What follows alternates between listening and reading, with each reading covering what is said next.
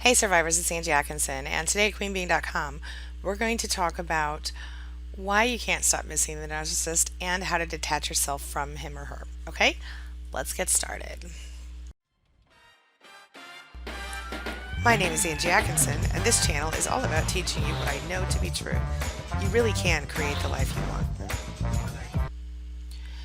So recently, I got an email from someone who said that they were in a relationship with, going through divorce with someone, and while early in the relationship, they caught the person texting another woman, saying, things that were not really appropriate in an early relationship. She kind of blew off the warning signs. There were other warning signs. Like he talked very badly about exes. It was insta love. Within 3 months, they were trying to move in together, all of this stuff. And she said at some point, a few months into their relationship, he was calling her names, and he was insisting that she was cheating on him. In reality, she wasn't. She said she wanted to believe he was a decent person, the person she actually thought he was, but she said that, he was calling her fat, criticizing her every move, etc. She said that she finally caught him actually, watching pornography over and over again, and she said that eventually it was too much and she moved out. Well, then of course, a couple months later, he hoovered her back in and finally, asked her to marry him. They got married, la la la. The crap started right back up, of course.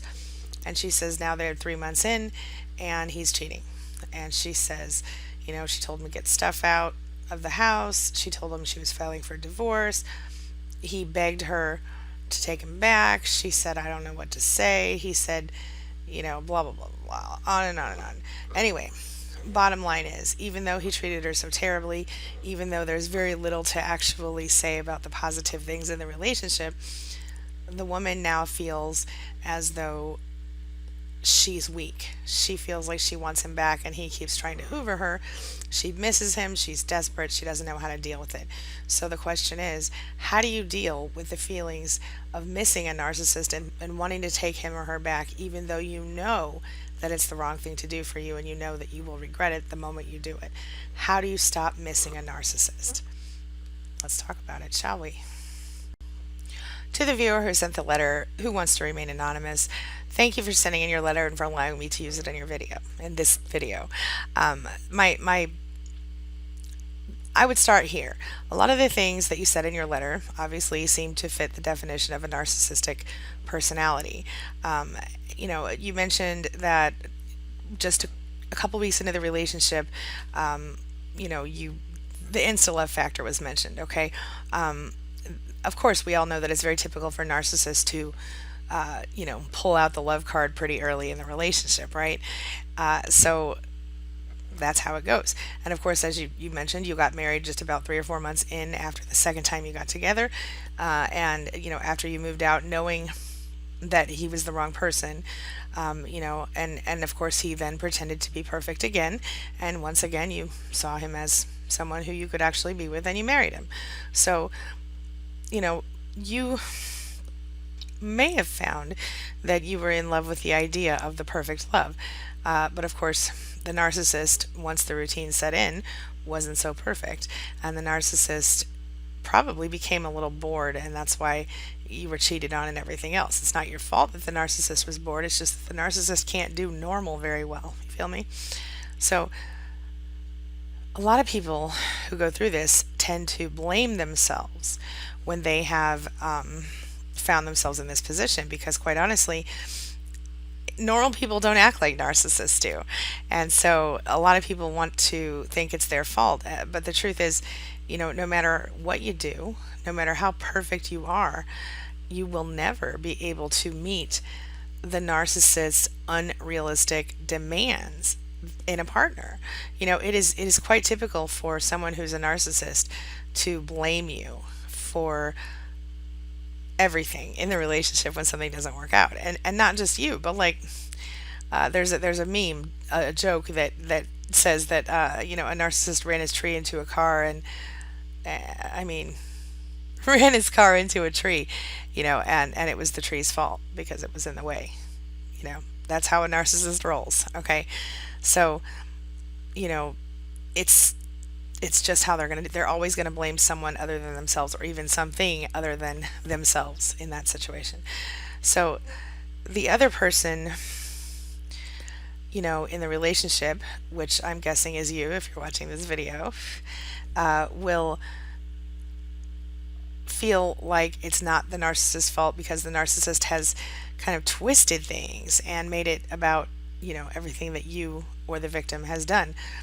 And the narcissist will say, you weren't as perfect as I thought you were. You're not as shiny or pretty or skinny or whatever as I thought you were. And that's when the nastiness comes on, when the devalue phase starts to happen. It's when a narcissist starts to behave in a very nasty and disrespectful way, quite honestly, and often in the form of verbal abuse. Sometimes it even includes physical abuse. Okay. Of course, as someone who is in the situation, you don't understand exactly what has happened because all of a sudden, you haven't changed, but suddenly the relationship has changed and the person that you got with in the first place doesn't seem to be there anymore. And that's why a lot of times it's so hard for us to understand why a narcissist will suddenly appear to have a complete change of heart. And it's a lot of times it's the fact that you are feeling guilty about the change in behavior that the narcissist has showed to you, because you'll think that it's your fault that you're not doing the right things for that person. And sometimes you will take that as a sign that you need to do even more. In my case, for example, my ex-husband had a weird porn addiction. And I thought that it was because I was not attractive enough or open enough to him, which I totally was, by the way. Um, I mean, I don't know about attractive, but definitely I was open to it.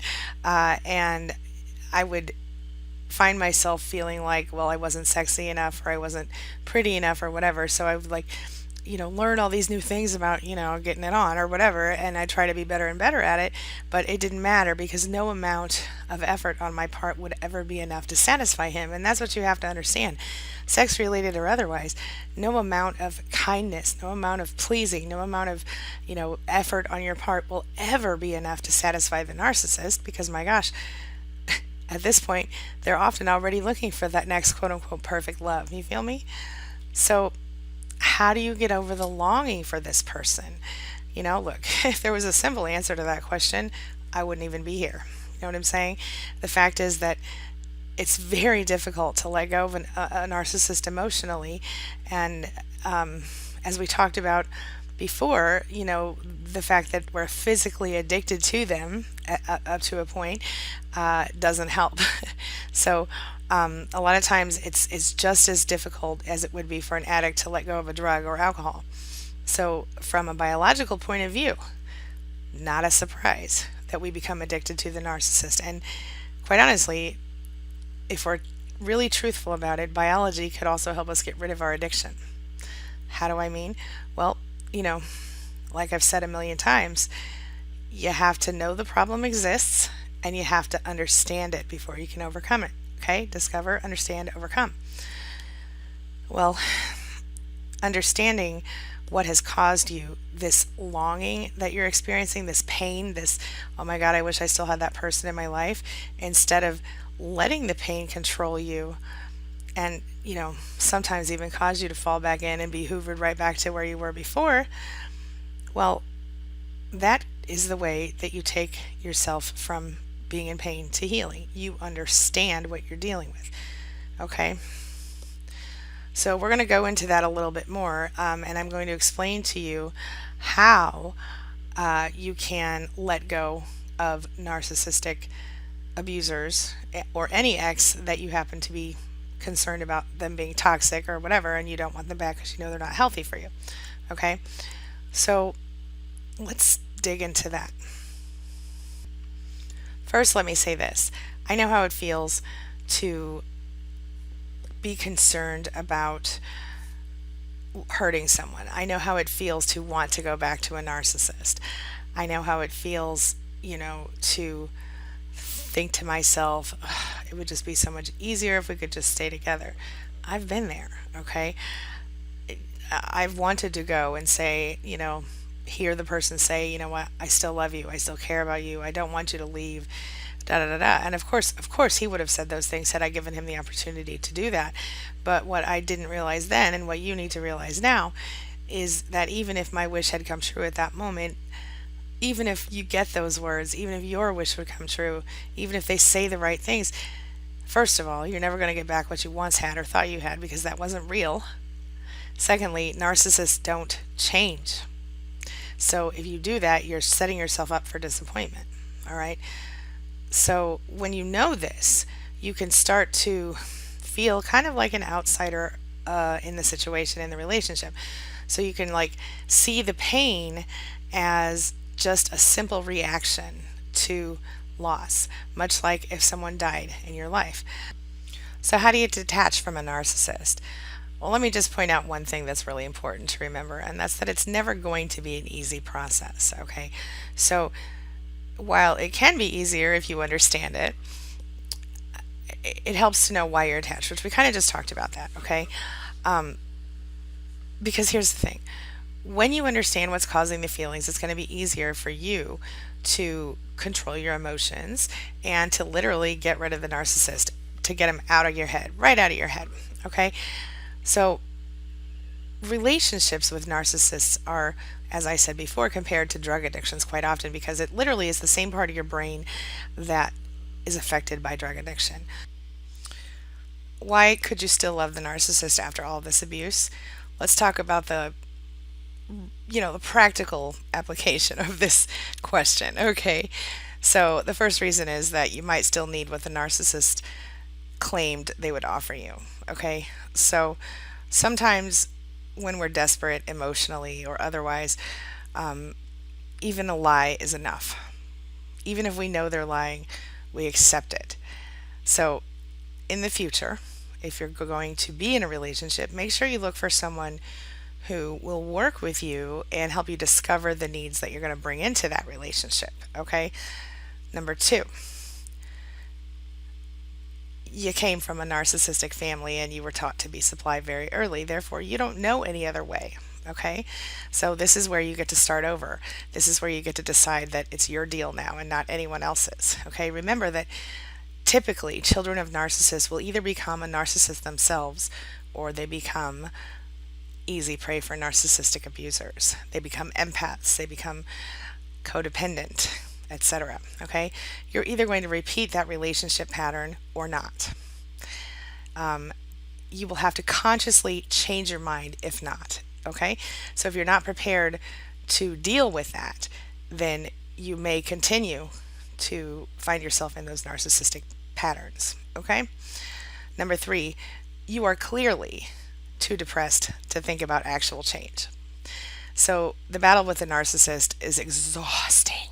You know what I'm saying? And we find ourselves in these situations that we don't know what the hell to do with ourselves when the relationship finally ends.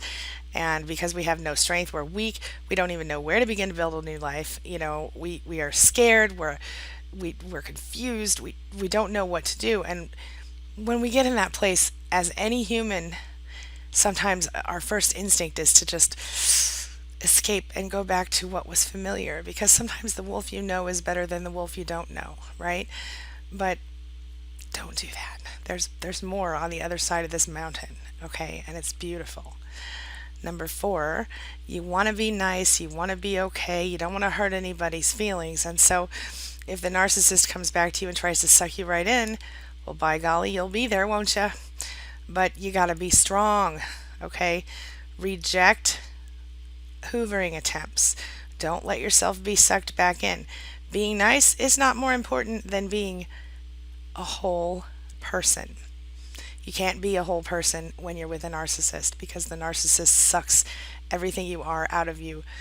Everything that's good in you is covered up by all of the manipulation and the hate that they put on you, okay? Reject it. This time, the path of least resistance is not the right path. Feel me? All right. Number five, if you're associating with people who make you feel special, this might include the narcissist, okay? And since being okay, let's put it this way. Let's say that you're married to a minister of a large church. And let's say that the minister is very popular with his congregation or her congregation, and as a result has sort of become a little mini celebrity. Well, as long as you're married to that person, you get to kind of hang on to that celebrity too. Maybe that's fun. That's a possible reason. Okay, number six, maybe you think the narcissist really needs you because you're important to him or her. It feels good to be important, you know, but remember this, narcissists will tell people enough of their stories or some twisted version of their story so that the person can feel bad for them. And since you've been trying to fix that person this whole time, you probably know that you can't really change them. But when we get away from the narcissist and we think about why we still love them, we think, maybe if we do it just one more time, no, don't do it, don't fall for it. That's just how they expect to pull you back in. All right? I'm going to tell you a little story. Did you know that the serial killer Ted Bundy sometimes was known to walk with crutches so that he would avoid looking dangerous, and of course, also to make women feel sorry for him? It works. Don't fall for it. All right. Number seven, you might need to stay connected to the narcissist because you're sharing children with him or her, or you're dealing with, you know, shared home. You're dealing with, property things, bills, etc. You have to stay connected legally for whatever reason. Maybe they're part of your church. Maybe there's somebody, they live down the street or you work with them. But if you can't get away from them and go permanently no contact, the only thing you can do is try to be civil and never allow that person to be intimate with you emotionally, sexually, or otherwise ever again. It can be done, but it's very difficult. All right. Number eight, you miss being around that person for the good parts of them. That sometimes they're so much fun, narcissists, or they have the ability to be fun. They might be a great storyteller, or they might be hilarious. But the fact is that the physical relationship, while it might be filled with pleasure and excitement at the beginning, it gets boring after a while and then when the narcissist feels bored, they move on to another source of supply, at least temporarily. But that isn't love. Okay, what you're seeing, what you're thinking about when you're remembering, the amazing sex or the amazing energy this person had, was, you know, what you thought was there. And what really might be happening is that your adrenaline might be pumping when this person's around and you miss that rush. And that kind of goes back to what we talked about with the brain chemistry earlier. Okay? But it isn't love. It might be lust or it might be infatuation, but it isn't love. All right? Number 9, somehow the narcissist still has you under control. So, look, we often underestimate narcissists because they have this ability, even when they don't seem that bright, they have this ability to twist our feelings. I'm sorry, I've got this fruit fly in my office again. They have this ability to twist our feelings and, make us feel sorry for them and make us feel like we miss them just because of the things they say. They know how to push our buttons. Okay. Just around the time you think you're the one in control, the narcissist will, and I've just seen this with about 4 different clients, and several people in my group, my span group, have said, "Oh crap, I fell. He called me, I talked to him, or he emailed me, I talked to him. She texted me, I talked to her. I didn't mean to talk to her." Well, here's the deal. You need some help if you need help. If you need help maintaining no contact, you've got a few options right here. You can either join SPAN, which is my free and confidential online support group for survivors of narcissistic abuse. And by the way, several thousand members and a really amazing team of focused, intelligent, creative, beautiful, and fair admins on that team. So everybody's really involved. It's a really good group. So you're welcome to join that. You can also get in touch with me for personal coaching. Like I said, you can go to narcissisticabuserecovery.online and sign up for that. Get yourself a local therapist. Find yourself a support group locally. There's a support group called CODA, which I think is codependent love addicts or something like that. Just look up CODA, CODA. I used to know this. Um, I'm a little tired today. Sorry about that. But anyway, so that's the point of that one. Don't allow the narcissist to suck you back in because that's what they're so good at doing, and they can manipulate you even when they're not there. Let's just put it that way. All right. Number 10, you're just lonely. You just need someone. So in that case, find yourself a good support network. Go join, like I said, join SPAN, make yourself some friends, join a local support group, go join a church, a different church if you're seeing the narcissist at the one you're at now, or maybe just go to a different service, or go to, you know, get a new job, a part-time job, or, go out with people at work once in a while. Hey, you probably haven't done that very often if you've been with a narcissist. So, do something other than welcoming the narcissist back into your life to destroy you again. All right. In the beginning of a relationship with a narcissist, you're probably going to feel like you're in love. Like it's the most amazing thing you've ever experienced. Narcissists have this way of appearing almost too good to be true when you first meet them, and you might even find yourself saying, "God, you're too good to be true." Right? But eventually, what you're going to recognize is that that was the case. They were too good to be true. And as time goes by, your brain is slowly altered. And it's done in such a way that you begin to feel as though you need that drug, aka the narcissist, constantly available to maintain, a satiated state. So in this case, like I said, the drug happens to be the love or lack thereof of the narcissist, the attention of the narcissist. All relationships kind of go through this stage, and except for with a healthy relationship, the outcome is different. During the first couple of years into any relationship, your brain adjusts to life with the new person. And it does this by recognizing the structure of your neural networks that are controlling the emotions related to romantic love. And due to this, the feelings of love toward your spouse, become integrated into your brain. And what happens is the neurons are reshaped, the connections are reshaped. And this only happens if you're really strongly in love with your person. So if you don't experience strong emotions toward your spouse, the structure, they aren't significantly reorganized. So of course they need you to feel a lot of love for them so that you can become addicted to them. And do they know this consciously? Probably not, but this is where what happens. So it's really common that the narcissist can be incredibly charming and perfect and all of these things in the beginning of the relationship, and that you fall in love with them very quickly, often before you even realize it's happening. And so then, like I said, you're addicted and you must have the love. When you no longer have access to the narcissist, well, it's just the same thing that happens when a drug addict doesn't have access to his or her drug of choice.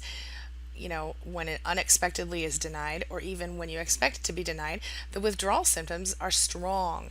The same thing happens in a relationship with a narcissistic person that happens with a drug. You understand what I mean? So as soon as the idealization phase is over, the devalue and the discard phases begin. We go love bombing, we go devalue, we go discard. And this is a cycle that happens throughout the relationship.